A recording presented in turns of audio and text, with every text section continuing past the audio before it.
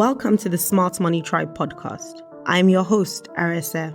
I'm the founder of smartmoneyafrica.org, a financial education platform tailored to the African Millennial woman. But I'm probably best known as the author of two best-selling personal finance books, The Smart Money Woman and The Smart Money Tribe. I love having money conversations that encourage African women to think bigger and become the chief financial officers of their own personal economies.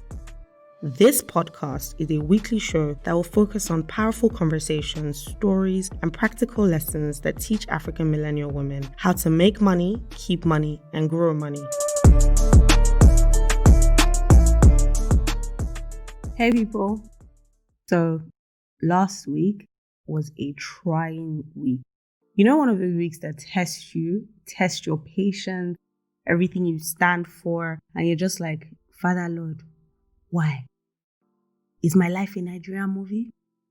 My book, The Smart Money Tribe, my second book, has been pirated, and they're doing it on a very large scale. So I've been tagged in pictures from Tedrosho Market to Idumota to Yaba to Jakonde. And basically, I found out that they're doing this on a very large scale. People are buying the pirated copies in Accra. They're buying it in Abuja, Lagos, and God knows where else. So, to say the least, there's been a lot of emotional turmoil because it took me 1.5 years to write my first book. It took me 1 year and 9 months to write my second book. And these books are both self-published and produced in Africa. Now, the thing is, when you buy the pirated copy of Michelle Obama's book on the streets of Lagos, you know it's pirated because the price is very cheap, right? But the thing is, it's bad, but Michelle Obama has already made her money in America because there's structures in place that facilitate monetizing her story. But in Africa, when you buy the pirated work of an African author or an African creative, you're doing real severe damage because you're taking food from that person's table. Now, in Africa, we do not have national bookstores. We don't have bookstores across the country. We have tiny bookstores, so it's very difficult for you to scale books, right? Now, what I had to do was think about creative ways to leverage on other people's distribution channels to be able to make the book, commercially successful. But what they're doing is hampering that. And it does make you question if Nigerians or Africans really care about us telling our stories, right? Because we say we want our stories to be heard, but when you engage in piracy, when you support the pirates as opposed to supporting the artists, what you're really doing is discouraging people from investing in publishing African stories, in writing African stories, because if it's no longer lucrative, if it's no longer a source of income, it becomes difficult to devote that kind of time towards doing it. So I seriously considered if I wanted to continue to write, if this was something I wanted to continue to do. But you know what? I bumped into a story that reminded me of my why and reminded me of my mission and just made me realize that, yes, Arese, this is hard. There are going to be obstacles, but you're going to fight. You're going to fight because there are going to be little girls who come after you, who want to write books, who want to be successful authors.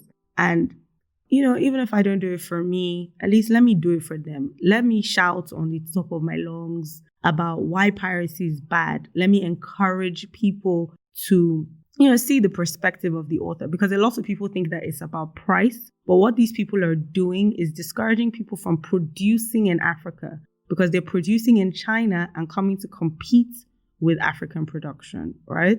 And even if I decided to reduce the hardcover price to 1,000 naira or 500 naira, I still wouldn't be able to compete with their informal distribution channels because they're basically selling to people in traffic on the streets, right? I wouldn't be able to compete with that. So if you want to help, please contact us, because I think that maybe a way around this might be these pirates, if you know them, I beg, let them know. They should come and pay a licensing fee. If you want to print the paperback of my book, and make money off it, no problem, but pay a licensing fee. You don't get to steal my intellectual property and sell it in broad daylight. So what I've essentially done is I've created demand on Instagram for other people to leverage on. Now, maybe this is also a good time to talk about the piracy of my first book, The Smart Money Woman. So with that one, it was digitally pirated. So they cracked the ebook, and they started selling it to people on WhatsApp, sending it via email. So everyone who read it via email, via WhatsApp, you owe me money. You really do. So if you feel guilty, please find other ways to support me because you owe me money. If the book helped you and you didn't pay me, you owe me money, honey. So fix it. Fighting all of that is very discouraging. It's very discouraging. So the book is going to go on BAM Books this month. So the people who want to read it cheaply can stream the book on BAM Books, an African platform where you can legally read African authors. Anyway, I got confirmation this week when I bumped into a story from a lady that I had helped years ago. So she was one of my first, coaching clients. So I'll read her story. A few years ago, I was in seemingly insurmountable debt. I was out of a job and trying to make ends meet. Needless to say, the situation looked really bleak, and I stumbled on an article Arese wrote. I sent her an email detailing all my troubles, and to be honest, I wasn't expecting her to reply. But she did, and I must say, sending that email was the best decision of my adult life. Wow. There was no judgment. She didn't even blink at the figure that was my debt. And the first thing she said was to forgive myself. What's done is done. Let's move on. She sent me a debt repayment plan, gave me advice on possible ways to earn more, cut costs, and pay down the debt. At first, I thought, Yimu, not so easy. But I started implementing. It was frigging hard, but there was a plan, and I did my best to stick to that plan. Listen, when I saw this, I thought that I just felt, oh my God, God is talking to me. God is saying, don't stop. It's just an obstacle. It reminded me of why I was placed here, to help women be financially fearless, African women be financially fearless. And I remember this situation very well. I basically created a debt repayment plan for her and told her that, okay, yes, you're out of a job, but what skills do you have that you can monetize to create an income to start to pay off this debt? And we started to talk through that and work through that. And listen, now she has arguably the best moi moi in Lagos. Her name is Damlola Toy Toy. Her business is called at Caesar's Feast on Instagram. Her food is delicious, honestly. And every time I see how she's thriving as a businesswoman, I'm so proud. Every time my friends tell me that they order from her and her moimo is amazing, I'm just so proud. And just that feeling of fulfillment that your work actually, it matters, is important because it helps people. So don't let obstacles stop you.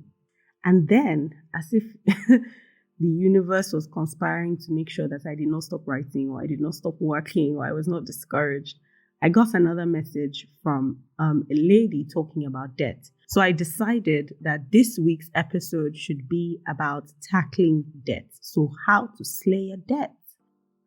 So I'll read you her message.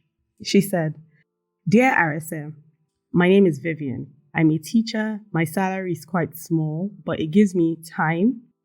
And one of my 2019 goals was to start a side hustle to help me increase my money. Since I went to makeup school 2 years ago, I decided to open a makeup studio. I took loans from 2 of my colleagues at work to add to my savings and started in January 2020. I employed an assistant to cover for me while I was at work, and then COVID happened in March. I was supposed to be paying monthly, but I couldn't because no revenue from the business. Now people are dragging me for their money and I don't know what to do. Please, can you teach me how to manage this?"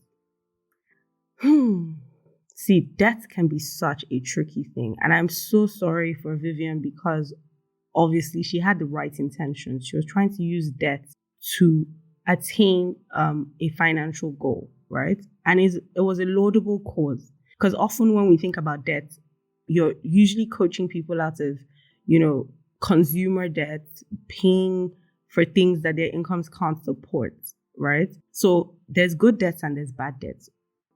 With good debts, wealthy people know that they can use debt to leverage their investments and grow their cash flows. So debt is essentially a tool that you use to purchase assets that can pay you an income and have the possibility of appreciating in value in the future, right? Now, broke people use debt to buy things that make rich people richer.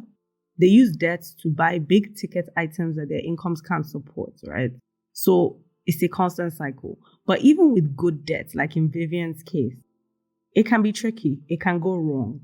So my first tip is confront your debt. Calculate your debt to income ratio. So your total debt, everything you owe as compared to your income. So for example, if you earn 100,000 naira and your debt is 50,000, your debt to income ratio is 0.5. So if you earn 100,000 and you owe 250,000, your debt to income ratio is 2.5. So the higher your debt ratio is, the more of an indication it is, that your income can't support the debt. So a good debt to income ratio is around 0.35. Well, 0.35 and below. So you should use this as a future benchmark for how much debt you're comfortable with taking going forward.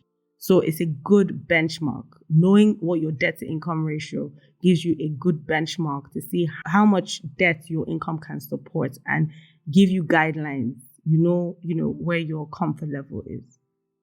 Now, number 2, you need to acknowledge, review, and interrogate all the behaviors, the thinking, and the decisions that got you into debt in the first place, right? Otherwise, if you don't review them, you end up back in the same place that you're trying to get out of. I'll use the teacher's case as an example of how to review and interrogate the decisions that got you into debt in the first place, right? So, in my opinion, there was a mismatch because she was taking on short-term loans to grow a potentially long-term asset, which is her business. Let me explain. So you see private equity firms, when they want to invest in businesses, they usually have a 5 to 7 year time horizon, right? Because it takes a while for a business to really start to make money, right? If you even look at the statistics that say that small businesses tend to fail within the first 2 years, right? Because they're not making enough profit or they have cash flow issues. You realize that even without COVID, there was also a possibility that the teacher could have started that business and there wouldn't have been enough customers coming through the door to be able to cover the debt and the cost of the debt, right? So you can see that there was a mismatch because she used short-term loans to grow a long-term asset, and those short-term loans had to be paid back monthly. Meanwhile, her business might take a way longer time to start making enough money to cover the debt. Now, I'm pointing this mismatch out, right? But I'll say that I also understand because I'm not going to knock it, because as an African entrepreneur myself, I know what the struggles are with regards to access to capital and access to cheap capital even. So we tend to take it from where we can get it because it is what it is, and sometimes needs must. However, it's important for you to understand that you have this mismatch in the first place, because that way you could create like a scenario A, scenario B, scenario C. So in the event that my revenue does not meet this amount to be able to cover the debt, what's plan B? What's plan C? Right? So it's something to watch out for.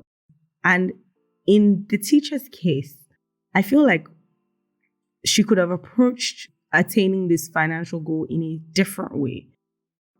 It might have taken longer, but she wouldn't have been in debt now, right?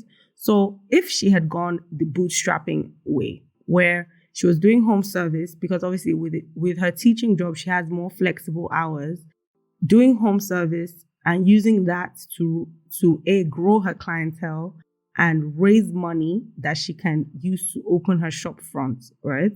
So worst case scenario, when COVID happened, it would have been a sunken cost because she would have had no debt, but the money would have been stuck in the shop front and money wouldn't have been coming in, but she wouldn't have had people on her neck, right? And doing it the other way, if she bootstrapped and focused on home service and growing her clientele, it might have even solved the problem in the scenario where even when COVID didn't happen, even though it was a new store, she would have a steady stream of customers coming in because she would have already built her client base from doing home service and freelancing first before she decided to open the store, right? Another thing that I think that you should look at in terms of the behaviors and decisions that get you into debt is, even if you're taking on debt for a business, even if it's good debt, it can be tricky, right? So you need to ask yourself, the cash flows that I'm going to get from the business, can it cover the cost of the debt and the debt? Most people run into trouble because they overestimate their projected cash flows. So they're too excited. And it's great to be excited about, the prospects of your new business, but it's better to be conservative with the numbers, because if you use your worst case scenario to predict numbers, then you're in a better position than if you use your best case scenario, because you'll be able to pay back the debt based off of the worst case. And if you make your mid case or best case numbers, then you're golden, right?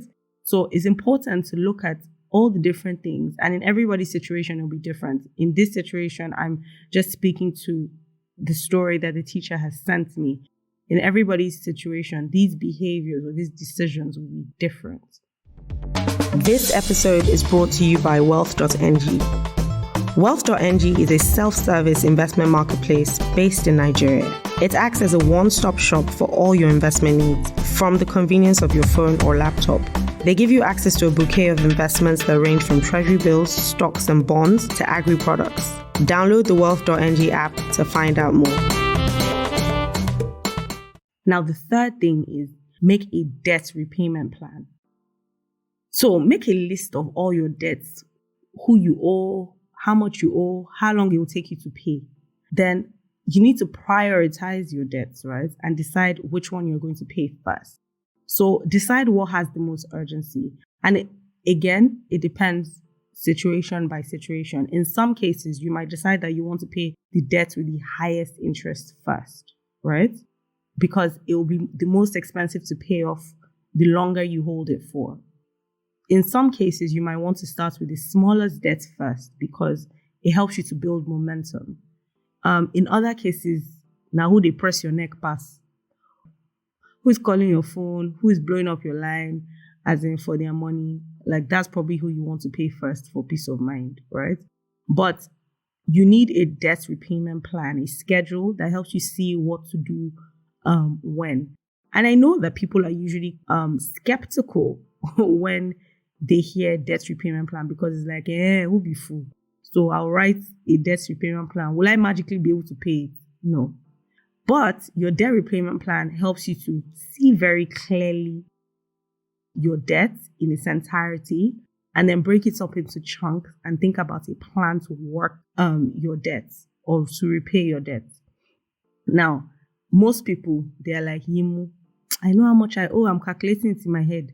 Trust me, when you're calculating it in your head, it's very different to when you're seeing it in black and white on paper and you've worked out how you're going to repay it and you're actively and aggressively doing so, right? With momentum. Trust me, that you take your power back. Most people get into debt and they're avoiding the people that they're owing. They're not picking up their phone. They don't want to look at messages and they're avoiding it, right? But avoiding it does not make it go away magically. Not picking up phone calls does not make it go away. It's still going to be there. Some people think, I beg, there's no need to write it down. I'll think it in my head. When I make the money here, I'll pay. Maybe when I pay, as in they'll stop making noise or they'll stop disturbing me. Sis, listen, it's best to have a debt repayment plan, right? And then use that debt repayment plan to have a conversation with the people that you owe to say, listen, things are tight, and I know you're angry, but this is how I am going to pay off. Some people are not reasonable when it comes to money, right? And that's okay. Debt repayment is not supposed to be comfortable. It's not supposed to be a painless thing. You have to come up with a debt repayment plan that, yes, it will stress you, but it will help you effectively pay off the debt as quickly as possible in a way that does not stress out the people that you're owing too much, right? They'll probably be angry. It probably won't change anything. But again, it's your attitude towards the payment. So the core of the matter is, okay, you have the plan now. How are you going to raise the cash to pay back? So I have a few tips. 1, reduce the expenses that you have. So look at your budget and see how you can slash expenses ruthlessly to create cash in your budget that you can use to pay off the debt aggressively. Again, I know that it's not easy, but you are in debt. Now you they owe. It's not meant to be comfortable. If you want peace of mind, the sooner the better. So whatever you need to cut out so that you can create an income to pay off the debt, do it. Think about all the valuable items that you have that you can sell to pay off. So think about what you can sell, whether it's your things in your wardrobe, whether it's your car, whatever it is. Think about what you can sell off to pay off your debts. Then find ways to monetize your skills that don't require additional capital. In this teacher's case, my suggestion is create packages that teaches kids via Zoom, especially kids who are writing exams, there are loads of kids that have entrance exams right now, right? And I feel like there are loads of parents who are looking for help, who are looking for assistance to prepare their kids for exams remotely, right? You can market this on Instagram and whatnot. Or you can start doing home service for content creators. I know a lot of content creators are still doing makeup in these COVID times because they still have to create content. A debt repayment planner gives you the tools that you need to pay off your debt. But you also have to motivate yourself, because I think that paying off debt can be very overwhelming and mind-bending for that matter. It can be scary, but the real secret ingredient is going to be your ginger, your ability to approach this with a level of enthusiasm and motivating yourself, like to pay off the debt, right? Because if you lose your mind, you've lost everything. If you're afraid of the debt, if you're avoiding the debt, you've lost everything, right? It's going to be about your attitude. It's not supposed to be easy. It's hard, but it's going to be about your attitude it's going to be about your attitude to confronting the debt. So take your power back. If you're struggling with debt, you should sign up for my Smart Money 30-day challenge. It starts on the 13th of July, but registration for it ends on July 12th. Now, this is how it works, right? You see how money is such an overwhelming thing. If I said fix your finances, it's like, right, it's such a big thing. There's so many aspects of your finances that you want to fix, but you don't know where to start, or you procrastinate on those goals and all that. The idea for the Smart Money 30-day challenge is for us to challenge ourselves, right? So I'm doing this too. So I will send you one financial task every day for 30 days. So I will send you one financial task every day for 30 days to your inbox. So you get it via email and you take one action step towards fixing your finances every single day for 30 days, right? You will also get 3 smart money toolkits for debt, budgeting, and investing. And you will get weekly group coaching calls. So every single week, I'll answer questions via group coaching calls, and we'll talk through the activities that we've done that week.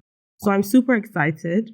Please visit smartmoneyafrica.org to sign up, or click on the link in my bio on Instagram and click on the third Smart Money 30-day challenge.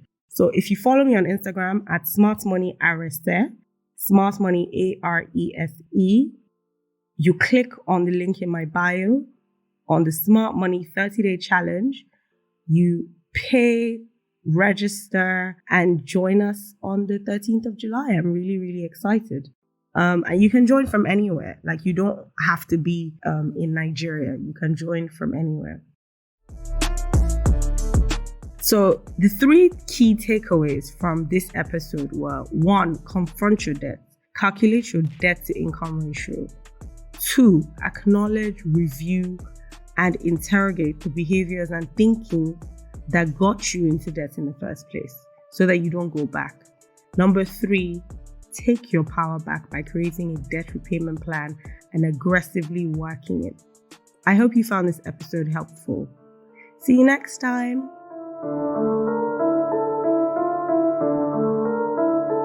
Thank you for listening to this episode of the Smart Money Tribe podcast. I hope you enjoyed it. I'm super excited about creating financial content for African Millennial women who want to live a fabulous life, but also want to learn how to find the balance between spending on their lifestyle needs and building assets that could protect their financial futures.